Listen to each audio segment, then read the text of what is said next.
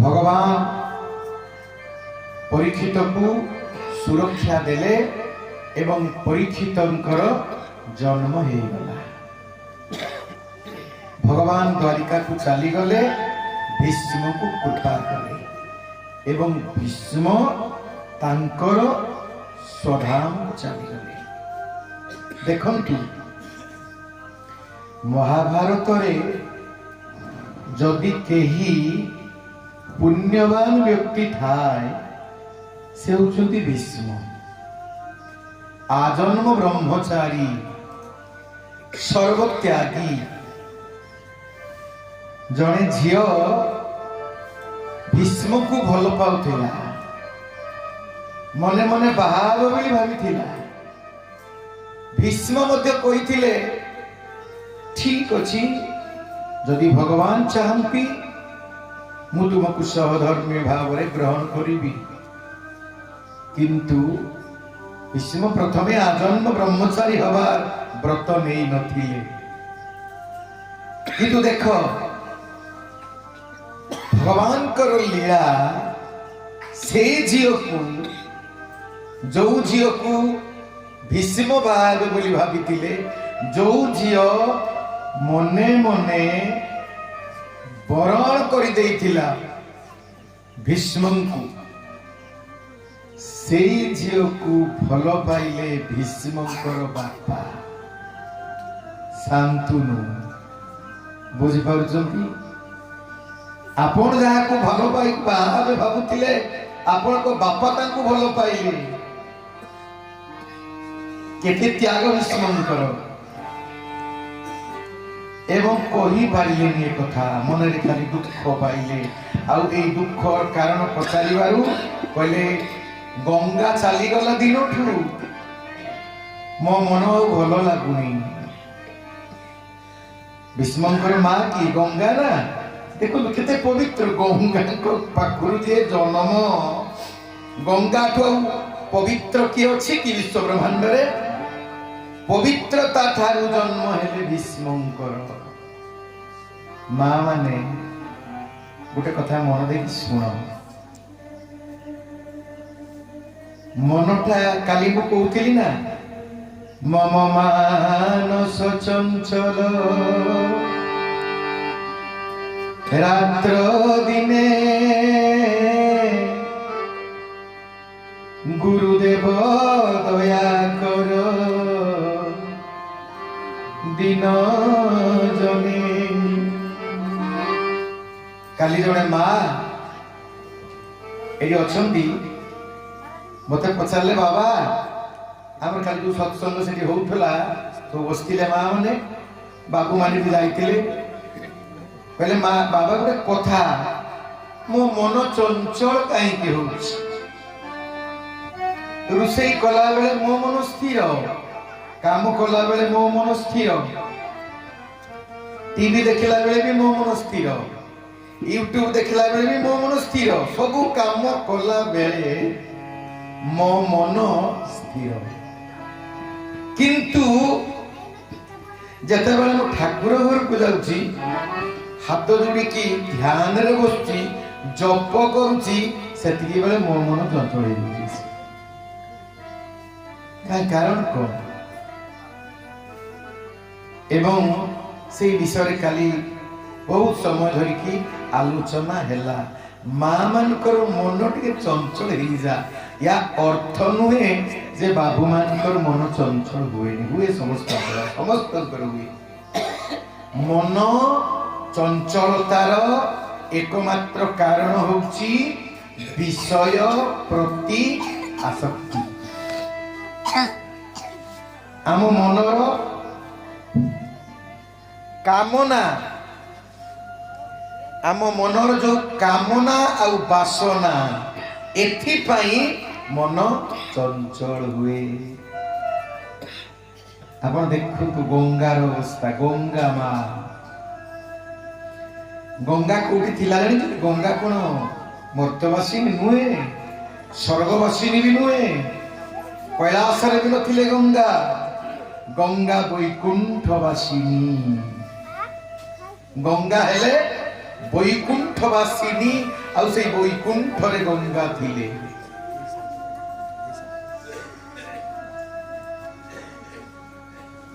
ସେଥିପାଇଁ ଆମର ଜଣେ ମହାତ୍ମା ଲେଖିଛନ୍ତି ବିଷ୍ଣୁ ନଖ କୁଣେ ଥିଲା। ଇଏ ବିଷ୍ଣୁଙ୍କର ନଖ କୋଣରେ ଥିଲା କିଏ ଗଙ୍ଗା। ବିଷ୍ଣୁଙ୍କର ଚରଣ ସେବିକା ଭାବରେ ମା ଗଙ୍ଗା ଥିଲେ। ଦେଖନ୍ତୁ ବିଷୟ ଆସକ୍ତି କେମିତିକା। ଆମେ ତ ସାଧାରଣ ମଣିଷ, ମା ଗଙ୍ଗା ତ ଦେବୀ ପବିତ୍ରା। ତାଙ୍କ ମନ ଯଦି ଚଞ୍ଚଳ ହେଇଯାଏ ଆମ ଅବସ୍ଥା କଣ ହବ? ଦିନେ ବୈକୁଣ୍ଠକୁ ଦେବାଦି ଦେବ ଭଗବାନ ଶିବ ଯାଇକି ପହଞ୍ଚିଗଲେ। ଶିବ ଯେତେବେଳେ ପହଞ୍ଚିଗଲେ, ଶିବ ତ ସୁନ୍ଦର ନା, ଆମେ ଶିବକୁ କହୁଛେ ନା ସତ୍ୟମ୍ ଶିବମ୍ ସୁନ୍ଦରମ୍। ଶିବଠୁ ସୁନ୍ଦର ଏ ଦୁନିଆରେ ଆଉ କେହି ନାହାନ୍ତି, ଅତି ସୁନ୍ଦର ଶିବ। ଗଙ୍ଗା ମା ଚରଣ ସେବା କରୁଥିଲେ ବିଷ୍ଣୁଙ୍କର। ବିଷ୍ଣୁ ବି ସୁନ୍ଦର। ଗଙ୍ଗା ମା ଚାହିଁଲେ ଶିବଙ୍କୁ, ପାଦ ଯୋଉ ସେବା କରୁଥିଲେ ପାଦ ସେବା ବନ୍ଦ ହେଇଗଲା। ଚାହିଁଦେଲା ନା ସୁନ୍ଦର ରୂପକୁ। ତେଣୁ ଏ ମନ କଣ କରେ, রূপাদি পঞ্চ বিষয়ে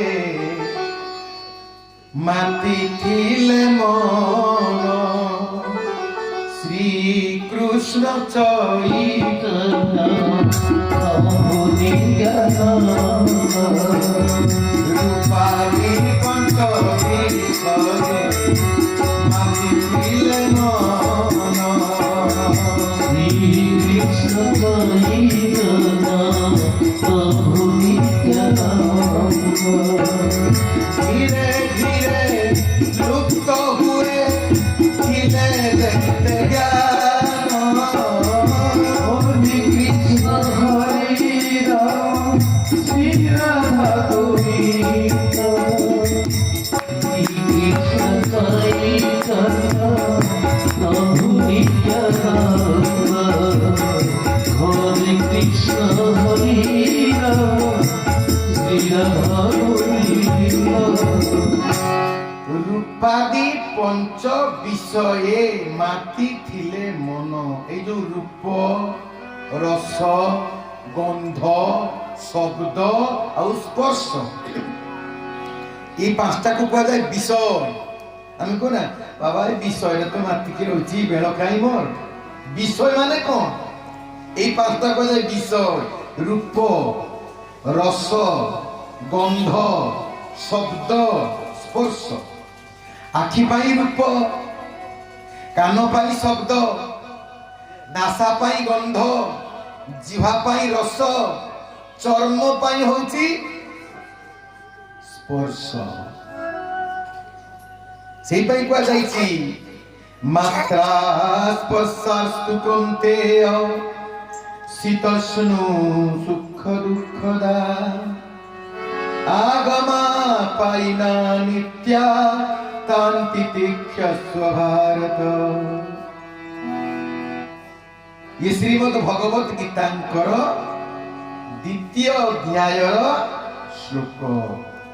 या माने कौन ना मात्रा स्पर्शास्तु कौन्तेय शीतोष्ण सुख दुःखदा। मात्रा माने এই পাঁচটাକୁ পঞ্চ মাত্রা বা পঞ্চ তন্মাত্রা বলি ମଧ୍ୟ କୁହାଯାଏ। এই পাঁচটা রূপ, রস, গন্ধ, শব্দ, স্পর্শ, ইয়াকু বিষয় বলি ବି କୁହାଯାଏ, ইয়াকু মাত্রা বলি ବି କୁହାଯାଏ, ইয়াকু তন্মাত্রা বলি ବି କୁହାଯାଏ। यार অনেক না। এই পাঁচজন ভারি ভয়ঙ্কর। ইয়া ଆପଣଙ୍କୁ ସବୁବେଳେ আকর্ষণ କରିବେ। রূপ এই জগତରେ ଅଛି। রূপ ଆପଣଙ୍କ ଆଖିକି ଟାଣିବ, ଶବ୍ଦ ଆପଣଙ୍କ କାନକୁ ସେଇଆଡ଼କୁ ନେଇଯିବ। ଏ ବହୁତ ପାୱାରଫୁଲ। କେତେ ପାୱାରଫୁଲ ଜାଣିଛନ୍ତି?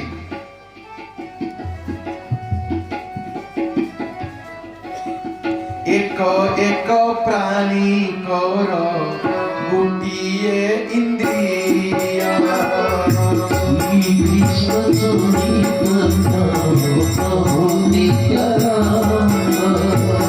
ଗୋଟିଏ ଇନ୍ଦ୍ରିୟ ତାଙ୍କୁ କରିଲା ଅଥୟ। ହରେ କୃଷ୍ଣ ହରେ ରାମ ଶ୍ରୀ ରାଧା ଗୋବିନ୍ଦ ଶ୍ରୀ କୃଷ୍ଣ ହରେ କୃଷ୍ଣ ପ୍ରଭୁ ନିତ୍ୟାନନ୍ଦ। ହରେ କୃଷ୍ଣ ହରେ ରାମ ଶ୍ରୀ ରାଧା ଗୋବିନ୍ଦ। ଆପଣଙ୍କର କେତେଟା ଇନ୍ଦ୍ରିୟ ଅଛି କହିଥିଲି, କାଲି ପରଦିନ ବି କହିଥିଲି କେତେଟା? 11ଟା। 5ଟା ଜ୍ଞାନେନ୍ଦ୍ରିୟ, 5ଟା କର୍ମେନ୍ଦ୍ରିୟ। ହାତ, ଗୋଡ଼, ଲିଙ୍ଗ, ମଳଦ୍ୱାର, ପାଟି ହେଲା, ଏଲା କର୍ମେନ୍ଦ୍ରିୟ। ହାତ, ଗୋଡ଼, ଲିଙ୍ଗ, ମଳଦ୍ୱାର, ପାଟି, এই 5টা হচ্ছে কর্মেন্দ্রিয়। আর এই যেটা কহিলি আখি, নাসা, কর্ণ, জিহ্বা, চর্ম, এই 5টা হচ্ছে জ্ঞানেন্দ্রিয়। আর এই 10 ইন্দ্রিয়র মালিক সম্রাট হলে কিয়ে? মন। ভারি পাওয়ারফুল মন। মন যার চাইবে মন নেইଯିବ। মনরে মানে চাকর, মনর চাকর। আমার গোটে ওড়িয়ার গোটে গীত ଅଛି, এই মন বৃন্দাবন, এই মন কাশী, এই মন বৃন্দাবন, এই মন কাশী, এই মন বৃন্দাবন পুরী বারাণসী। মানে এ বহুত পুরোনা কালিয়া গীত, এবে গীত আর নাই। আমার ছোট পিলা দিনে এই গীত সব ফিল্মরে বাজতো। এবে গীত শুনিবে, এই গীত ବି ଏବେ শুনিবে লোক এরকম গাইলে শুনিবে, তবে নিদ মারছে।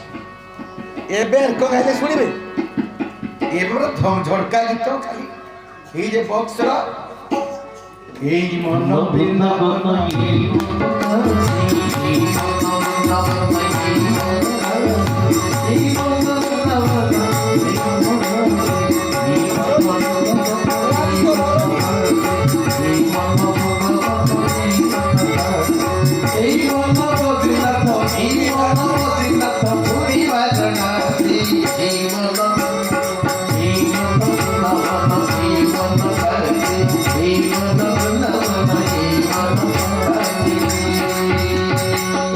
এই মন বৃন্দাবন, এই মন বদ্রীনাথ, এই মন কাশী, সবই মন।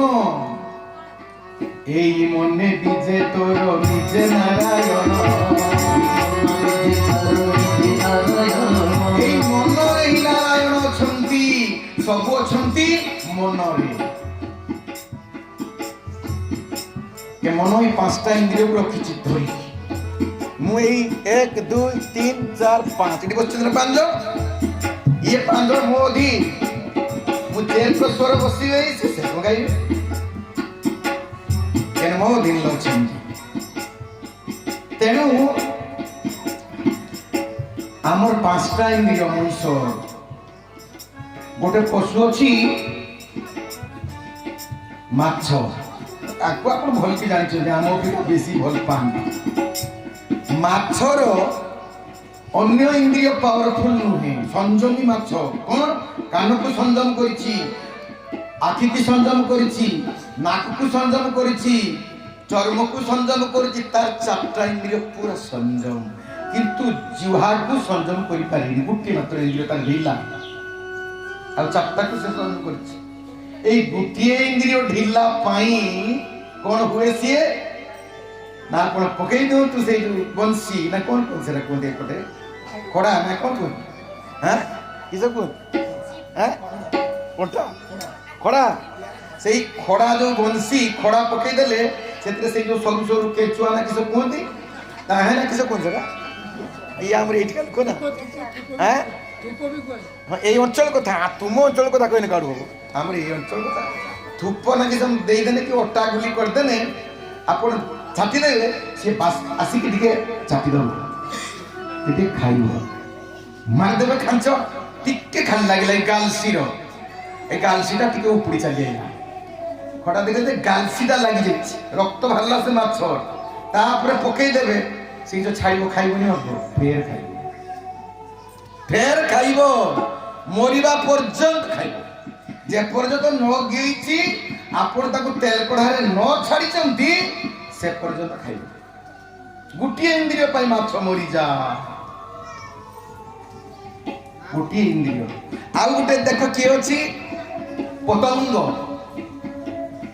ପତଙ୍ଗ ନିଆଁ ଜାଳିଲେ ଲାଇଟ୍ ଜାଳିଲେ ସିଏ ଉଡ଼ି ଉଡ଼ି ଉଡ଼ି ଉଡ଼ି ଯାଇକି ସେଠି ତାର ଫୁଟିବ ଚକ୍ ଚକ୍ ଜିନିଷ ଦେଖିଲେ ସେ ରହିପାରିବନି ରୂପର ପାଗଳ ପତଙ୍ଗ ଆଉ ସେଇଠି ତାର ଗୋଟେ ଡେଣା ପୋଡ଼ିଯିବ ଫେର ଏ ଡେଣା ଗୋଟେ ପୋଡ଼ିଯିବ ଫେର ସେ ଖୁଣ୍ଟର ଚାଲି ଚାଲିକା ଯିବ ସେଠି ମରିବା ପର୍ଯ୍ୟନ୍ତ ସାଧନ ଜାରି ରଖିବ রূপ পাই পাগ তার আউ চারি ইন্দ্রিয় সংযম আউ গোটে প্রাণী হচ্ছে ভৃঙ্গ মাতঙ্গ পতঙ্গ ভৃঙ্গ ভৃঙ্গ মানে এই যে ভঁর ভ্রমর ভ্রমর এতে নাক তার বাসনাকে এতে ভাল পায় আউ সব সংযমিত পাটি সংযমিত কান সংযমিত চর্ম বাসনা হলে সে রই পারিবনি পদ্ম ফুলর এতে সুন্দর বাসনা সেটি বসি যায় সন্ধ্যা হয়ে গেলে পদ্ম ফুলের গোটে পাখুড়া বন্ধ হয়ে যায় ভর চাহাই উপরকু কলে ও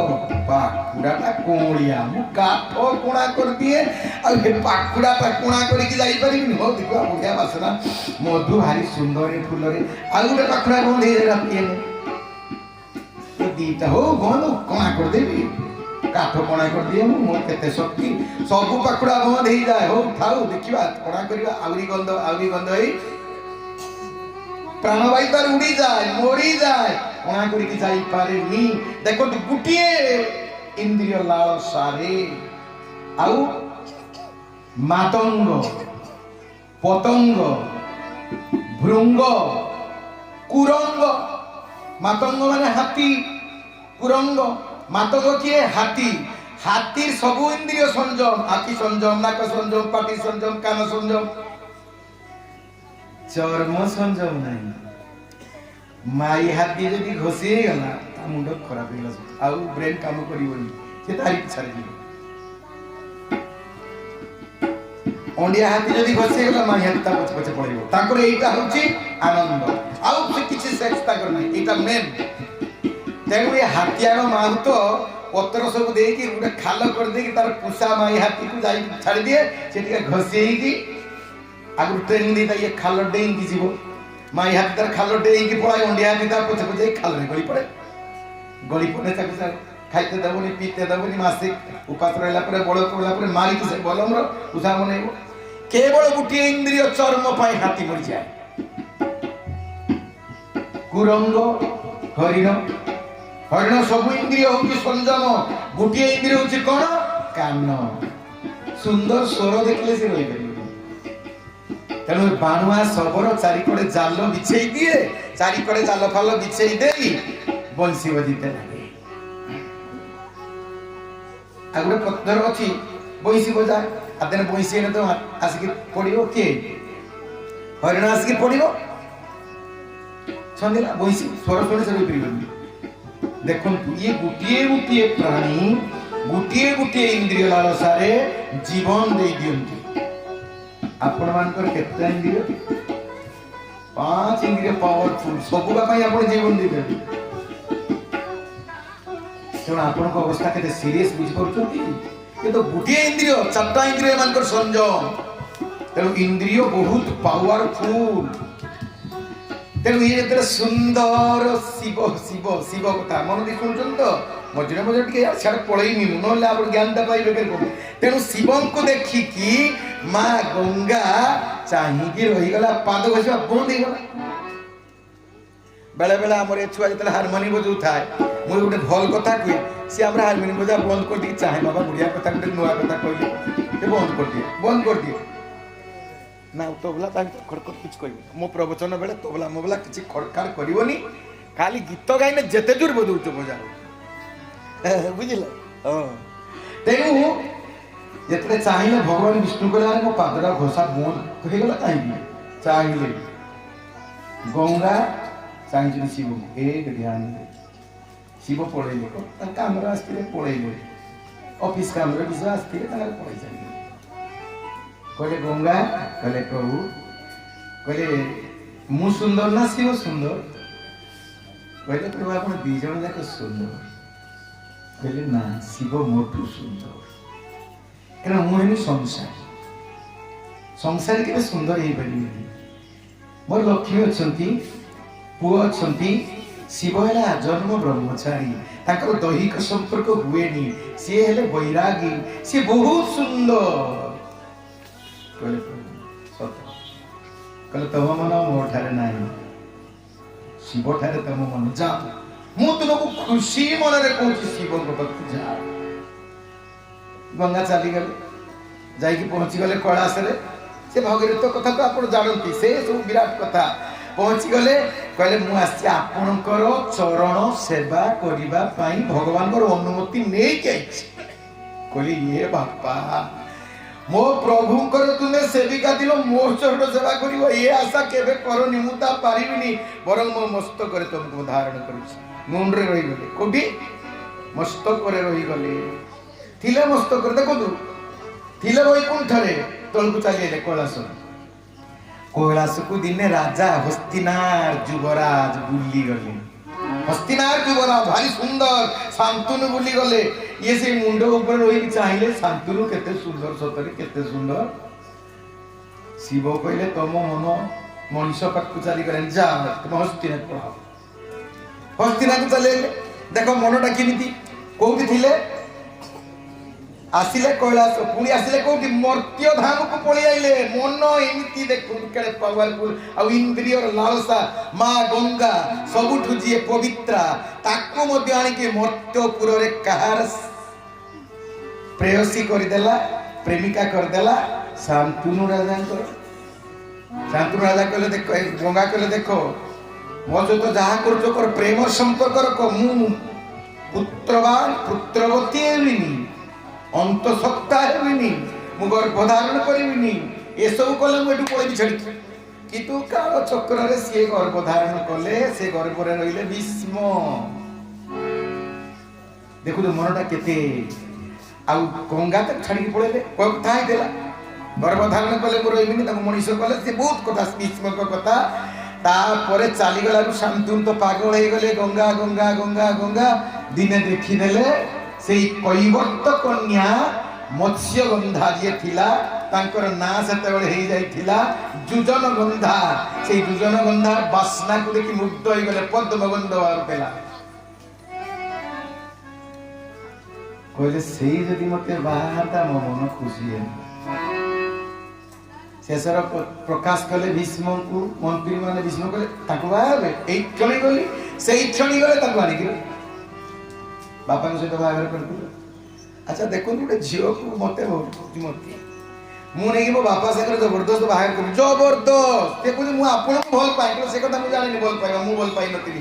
ମୋ ବାପା ମାନେ ଇଚ୍ଛା ମୁଁ ପୂରଣ କରିବି, ମୋ ବାପା ପାଇଁ ନର୍କକୁ ଚାଲିଯିବି, ମୋ ବାପା ପାଇଁ ସ୍ୱର୍ଗକୁ ଚାଲିଯିବି, ମୋ ବାପା ପାଇଁ ପାପ ପୁଣ୍ୟ ମୁଁ ବିଚାର କରିବି, ମୋ ବାପାର ସୁଖ ହିଁ ମୋର ସୁଖ। ମୁଁ କିଛି ବୁଝେନି, ନେଇଗଲେ କହିଲେ ଏଇଟା କି ଅମିଷଟାରେ, ୟାର ମନ ବୋଲି କିଛି ନାହିଁ। ଏ ଭୀଷ୍ମର ଏଇଟା ପୁରା ଏକଦମ ନିରସ ଲୋକଟିଏ। କହିଲେ ଦେଖ ଶାନ୍ତନୁ, ମୁଁ ତମକୁ ବାହା ହେବି, ସର୍ତ୍ତ ରଖିବା ପାଇଁ ହେବ। ପ୍ରଥମ ସର୍ତ୍ତ, ଇଏ ଆଉ ବାହା ହେବନି କେବେ ଜୀବନରେ, କାଳିଏ ଝିଅ ଯେମିତି ୟାକୁ ବାହା ନ ହୁଏ। ଭୀଷ୍ମ କହିଲେ ମୁଁ ରାଜି।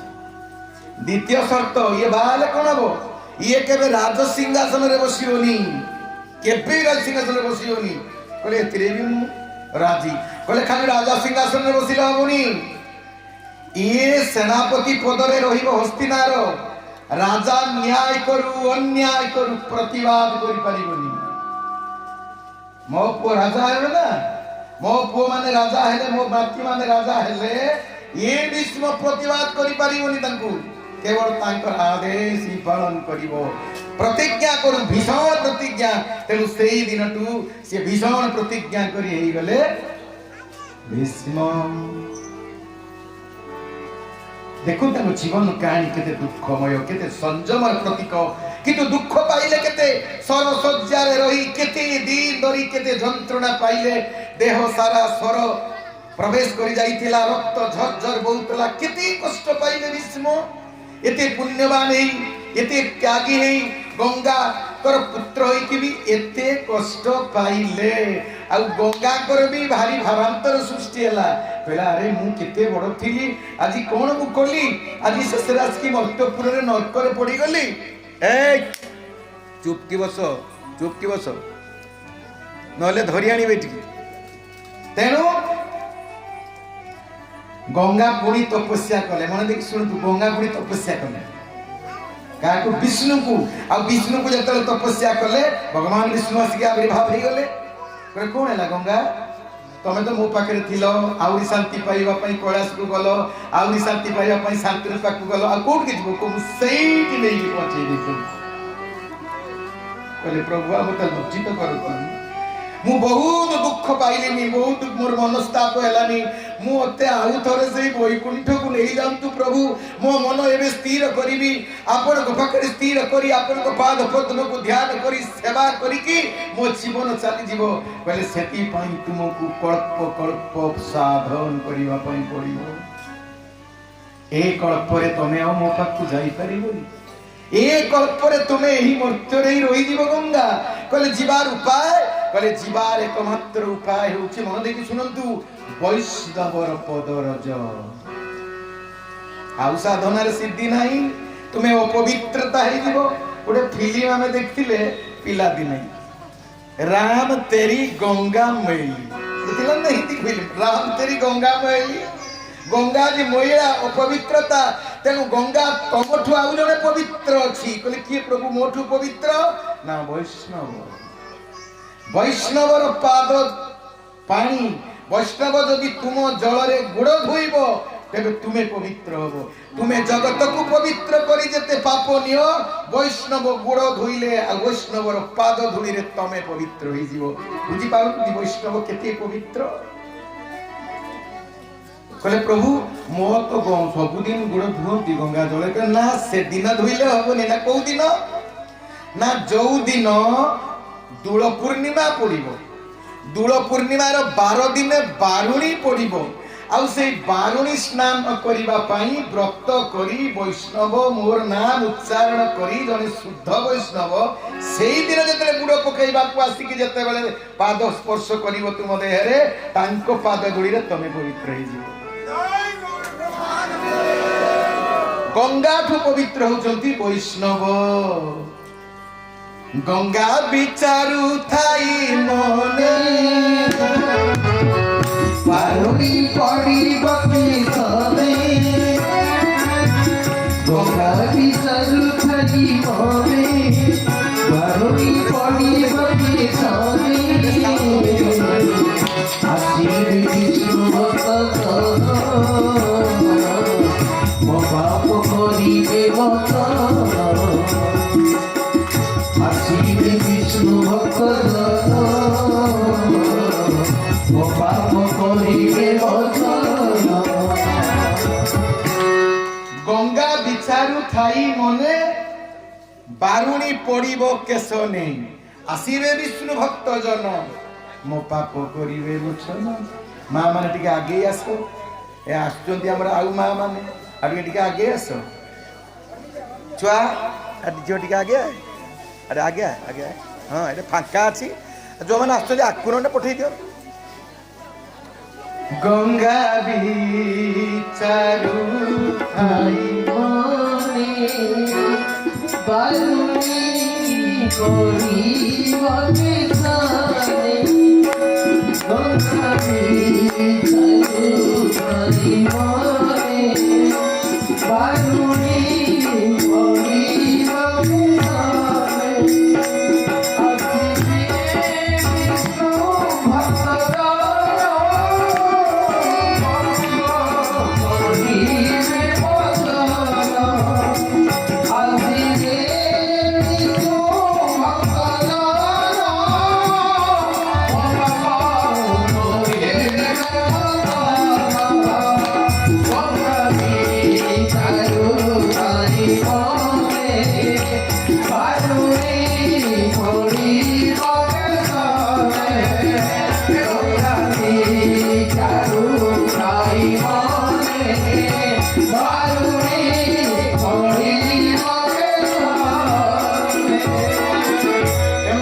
বৈষ্ণবর মর্যাদা কেতে দেখন্তু এ জগতরে বড় কেহি আর বৈষ্ণবଠୁ ନାହିଁ বৈষ্ণব আর বৈষ্ণবতা যদি সে রক্ষা করে বৈষ্ণব শুদ্ধাচারী যদি হুয়ে বৈষ্ণবর মন যদি পবিত্র হুয়ে বৈষ্ণব যদি সমস্ত বিলাস ব্যসনরু দূরেই যায় তেবে যাইকি সে গঙ্গাକୁ পবিত্র କରି ପାରିବ।